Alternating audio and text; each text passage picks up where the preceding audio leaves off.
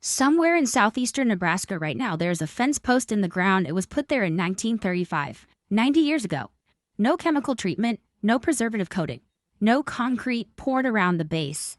Just wood, cut from a tree, driven into the soil, and left. And it is still standing. The concrete road nearby has been repaired 3 times. The steel farm equipment in the barn has rusted and been replaced twice over. The wooden barn itself has been rebuilt once. But that fence post, made from a tree that most Americans have never heard of, is still solid, still plumb, still doing its job. And by most estimates, it will be doing that same job for another 50 years. Now here is the question that nobody seems to be asking. If we had a wood in this country that outlasted concrete, that required 0 chemical treatment, that resisted rot and insects and moisture and time better than almost any material on Earth, why did an official in the Nixon administration order it torn from the ground by the millions of trees across the entire American heartland to make room for corn? That is exactly what happened, and that is exactly what we are going to uncover today. Before we get into the politics, you need to meet this tree, because once you understand what it is, what it can do, and what it meant to this country, the story of what happened to it hits very differently. The tree is called Osage orange, scientific name Maclura palmifera. You might know it by one of its other names, hedge apple, horse apple, bodark, wadark, or simply hedge, which is what farmers across Kansas and Oklahoma still call it today. If you have ever driven through the rural Midwest and noticed strange-looking gnarled trees lining old fence rows with enormous green lumpy fruits scattered on the ground around them, fruits that look like someone tried to sculpt a brain out of lime green velvet that is the Osage orange, and here's where the first mystery starts. Those fruits, they are the size of a large grapefruit, sometimes larger. They weigh up to 2 pounds, and almost nothing alive today actually eats them. Squirrels will occasionally nibble at the seeds inside. Horses and cattle will sometimes try to bite into one and choke on it, but nothing eats the whole fruit. Nothing spreads the seeds the way a fruit is supposed to be spread. So why does the tree produce them? The answer takes us back 12,000 years. Scientists found Osage orange seeds in the fossilized dung of mastodons in Florida. DNA fragments of the fruit have been identified in the dung of Pleistocene-era giant ground sloths. The Osage orange fruit did not evolve for the world we live in. It evolved for a world of giants, mammoths, mastodons, giant sloths that went extinct at the end of the last ice age. The tree has been making those enormous fruits for 12,000 years, waiting for animals that no longer exist to come and eat them. That is the Osage orange, ancient, stubborn, still showing up, still doing its job, even when the world it was built for is gone. Long before European settlers ever saw this tree, the indigenous peoples of the southern plains understood exactly what they had. The Osage Nation, the people for whom this tree is named, built their entire warrior culture in part around one material, the wood of this tree. They called it by other names, but French explorers who encountered it translated the indigenous term directly. Bois d'arc, wood of the bough. Here is why. Osage orange wood has a Janka hardness rating of over 2,600 pounds of force. For context, red oak, the standard benchmark for American hardwoods, comes in at around 1,290. Osage orange is 60% harder. It is so dense and so tight-grained that a standard nail driven into a seasoned post will simply bend over on itself. You cannot staple into it once it dries. You cannot drive a screw without pre-drilling. It is, by every measurement, one of the hardest woods that has ever grown on this continent. But hardness alone does not make a bow. What makes Osage orange extraordinary for archery is the combination of hardness with flexibility. When the wood is properly worked with the heartwood on the belly of the bow and the sapwood on the back, it stores and releases energy more efficiently than almost any other material. Native bowyers knew this. They refined the technique over generations. And the result was a weapon that gave its users a decisive tactical advantage over anyone armed with a bow made from anything else. A quality Osage orange bow in the trade networks of the pre-contact plains was worth a horse and a blanket. Some accounts say more than a horse, multiple horses. Indigenous traders traveled hundreds of miles from beyond the tree's natural range, specifically to acquire either the bows or the raw wood to make them. This was not a local curiosity, it was a strategic material. The most valued archery wood on the continent. Drop a comment below, have you ever seen an Osage orange tree? Most people drive past them every single day and have absolutely no idea what they're looking at. I'm curious where you are. The first European Americans to formally document this tree were Meriwether Lewis and William Clark. And when Lewis sent a specimen back to Washington, he did not send it to a botanist or a naturalist. He sent it directly to President Thomas Jefferson. That matters. Lewis sent back dozens of plant specimens from the expedition. Most went to scientific institutions. The Osage orange cuttings went to the president personally. In March of 1804, before the expedition had even properly departed, Lewis wrote to Jefferson from Street Lewis, "I send you herewith enclosed some slips of the Osage plums and apples." He had obtained them from a French trader who had spent years living with the Osage Nation. Jefferson planted them at Monticello. He promoted the tree in correspondence with fellow naturalists. He became, in the words of some historians, the Osage orange's most enthusiastic early advocate in American intellectual circles. This was by Lewis's own accounting, the most significant botanical discovery of the entire Lewis and Clark expedition. And if you want to understand why Jefferson cared so much, just look at the properties of the wood again. Here was a tree that required no treatment, that resisted rot and insects by pure chemistry. The heartwood is loaded with stilbenes, flavonoids, and phenolic compounds that are naturally toxic to the organisms that cause decay. That could survive buried in wet soil for a century. In a young nation that was about to expand across a vast, treeless prairie where every fence post, every railroad tie, every building had to be hauled in from somewhere, the idea of a tree that provided permanent, maintenance-free structural wood was not just interesting, it was potentially revolutionary. Jefferson understood this. What he could not have predicted was how the story would unfold over the next 2 centuries, or how it would end. By the mid-1800s, American settlers were pouring into the Midwest. And they had a problem. The prairies stretched for hundreds of miles in every direction, flat and treeless. There was nothing to build fences with, nothing to contain livestock, nothing to mark property boundaries. Wood had to be shipped in by rail, expensive, slow, impractical at scale. Then someone remembered the Osage orange. A professor at what would become the University of Illinois wrote, without a trace of irony, that God designed Osage orange especially for the purpose of fencing the prairies. He was not entirely wrong. Plant Osage orange seedlings 6 to 8 inches apart in a line, trim and prune them as they grow, and within 4 years you have a hedge so dense, so thorny, so impenetrable that nothing gets through it. Horses will not jump it, bulls will not break it.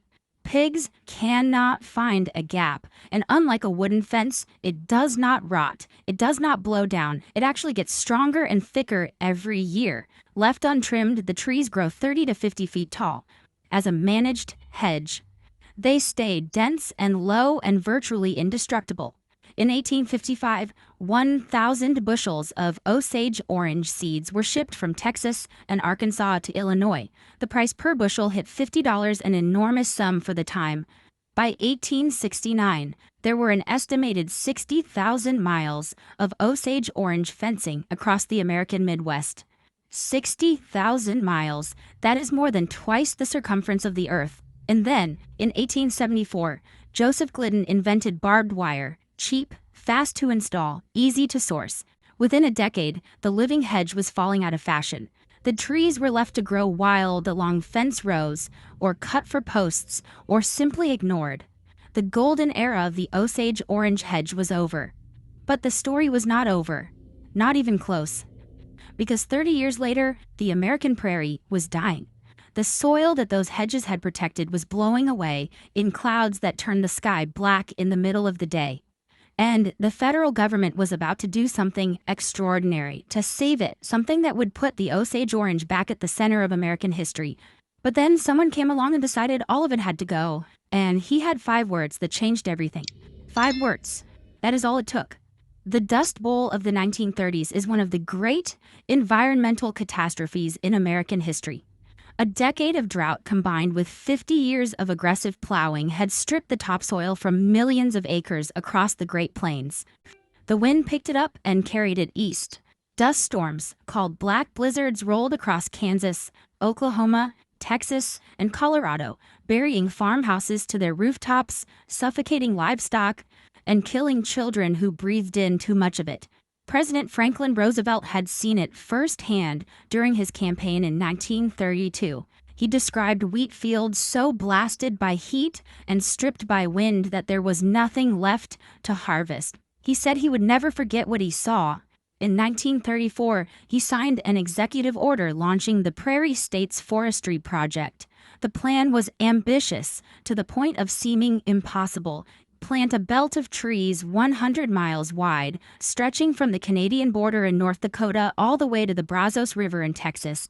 1,000 miles of living windbreaks that would slow the wind, hold the soil, protect the crops, and give the land a chance to recover. The Civilian Conservation Corps and the Works Progress Administration put men to work planting trees by the hundreds of thousands. Osage orange was one of the primary species chosen for exactly the same reasons Jefferson had admired it a century earlier. It was tough.